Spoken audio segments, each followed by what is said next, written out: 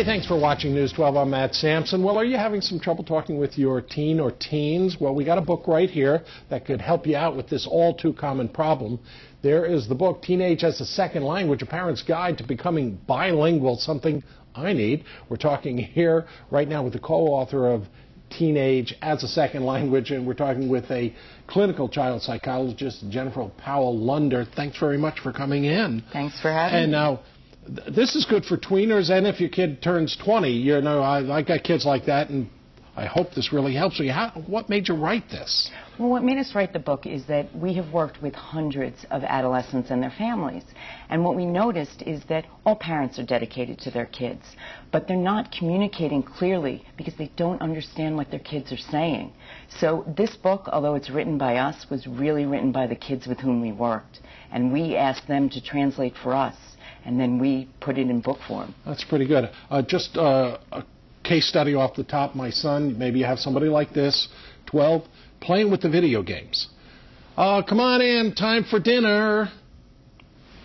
I don't hear anything. What steps do I take at this point? Well, what you want to do is have a set of rules and consequences. And the key to setting up rules and consequences is that it has to be a collaboration. So you say to your teen, you're going to make up rules and consequences, and then you want to make sure that both parents are a unified front. Yes, yes, being a unified front, very important, I know that. And some of your chapter headings I'm reading now from the table of contents, one of it is learning how to ask so they want to tell. What's the key there? The key there is engaging your kids in discussion, making it a light conversation. The worst thing you can say to a kid is, how was your day at school? Yes, yes. I'm supposed to be an interviewer who doesn't wind up asking either yes or no questions or open-ended things like that. And I have trouble when I get to that point. I kind of tense up. What's a good way to start then? A good way to start with the school question would be to say something like, tell me one thing you learned about in school today. Okay, I do that sometimes, so maybe I'm on the right track here.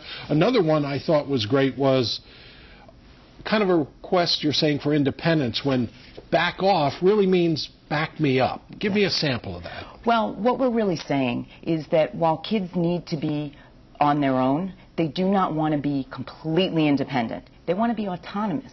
And what autonomous means is that you're offering support when needed, that you're guiding them. You're not just saying, bye, see ya.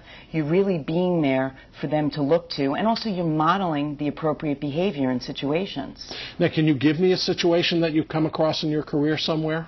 Sure. So, for example, let's say your teen is about to take the SATs. Okay. Very stressful situation. Your teen wants support from you, but they don't want you to hover. Uh-oh. They don't want you to tell them exactly how to study, what to do, but what you can do is help them out when they're en route to the SAT. Say to them, look, if you're really anxious, give me a call and I'll talk to you. Things like that, giving them pep talks, support, that's what they're looking for. Oh, that's pretty good. Now, one more we all know, teenage, ever since James Dean showed up, we know about nonverbal communications, but I don't always get it right. What can you tell me? Well, what we say is that definitely nonverbal speaks louder than words. So we put a little hints in the book. So for example, if your teen is talking to you, but his feet are facing towards the door, he wants to get out of town.